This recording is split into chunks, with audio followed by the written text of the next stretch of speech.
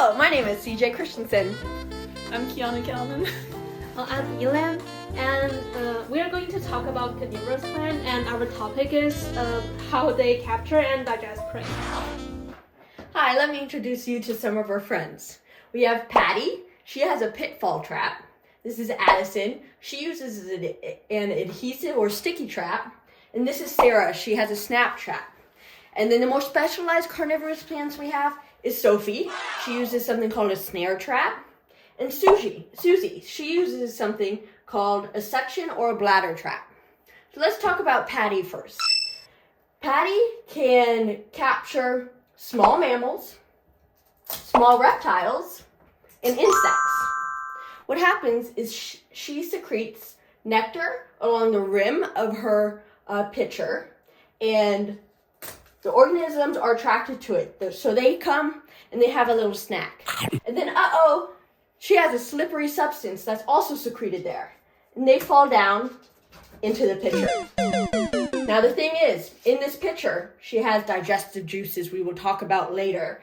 But they basically break down all the protein in this organism, and she sucks it all up for herself. Now, she is the only one of our friends who can actually do this with small mammals and rodents too. So these pitchers can get pretty big. Now our next friend is Addison. She has these little, almost tentacle-like protrusions that secrete a very sticky substance. And like the nectar on the rim of Patty, Addison also has this type of nectar. And small reptiles and insects are very, very attracted to it.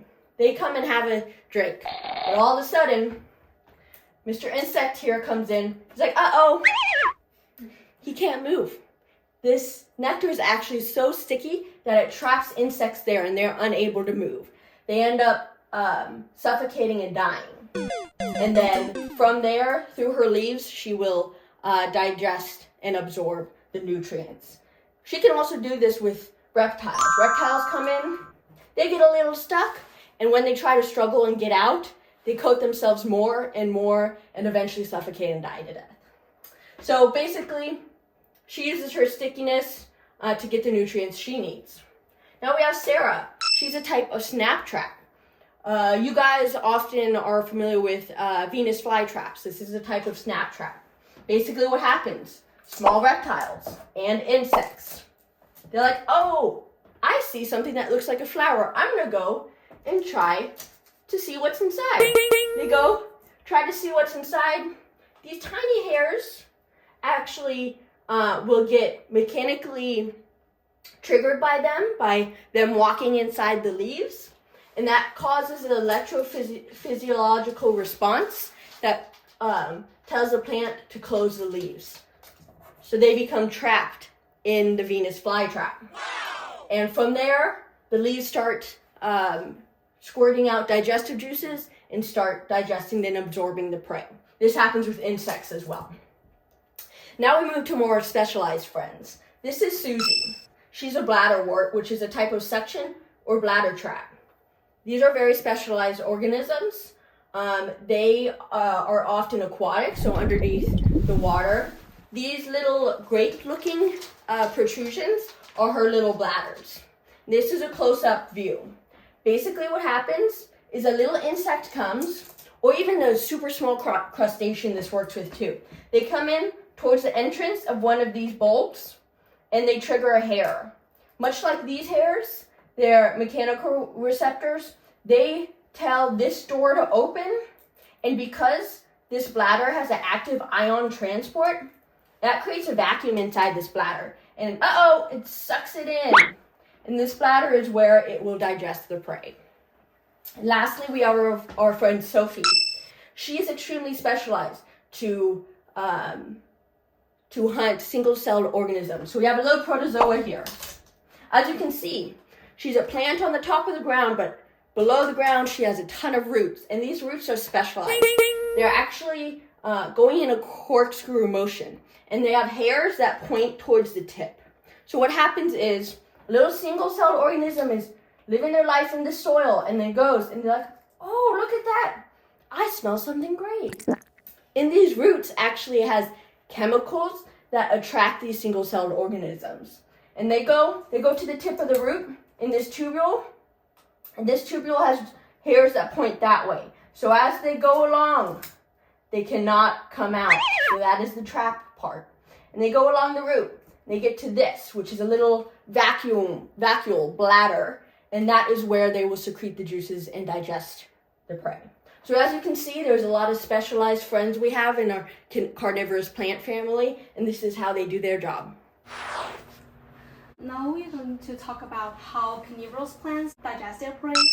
Unlike humans have multiple organs for digestion, our carnivorous plant only have the trap leaf. Their leaf will be both capturing and digesting the prey. So like what helps digesting is like the digestive gland. It's on the surface of the leaf.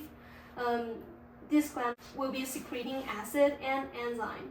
The enzyme came from then the Golgi, and the main enzyme find it is aspartic protease. This enzyme is also found in human stomach, and it will be helping breaking down the proteins.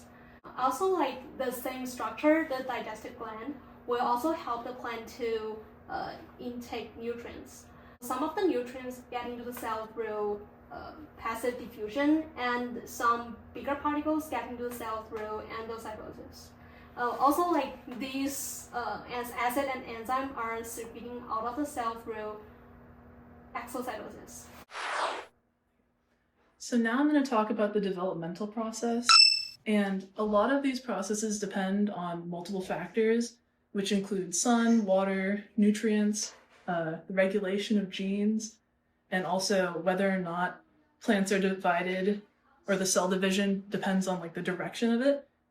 And there's a lot of specialization in these plants depending on whether or not these factors are present or not.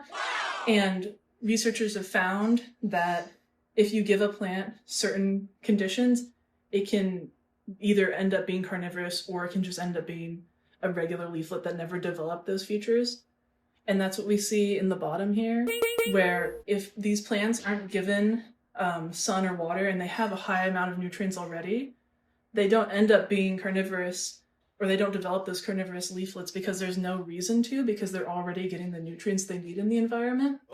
Whereas carnivorous plants, if they have a high amount of light and a high amount of water, they have enough energy to go through the photosynthetic processes, and they don't have the nutrients they need, like nitrogen, that would usually support them. So they end up building these carnivorous specialized leaflets in order to get things like lizards and bugs to obtain the nutrients that they would usually be not getting from the environment. They're also very big keystone species that basically show us how ecosystems are basically being developed and how they are like doing, basically. And they're an indicator of how a habitat is providing for its species. It's also an indicator for just how everything is going. They also show how nutrients may or may not be present in soil. And a lot of these things, again, are specialized. There's specific genes in some of the plants that determine whether or not a leaflet can end up being carnivorous or not, and it really ultimately depends on what's available and if it needs to do the process or not. So let us know if you have any questions. Thank you!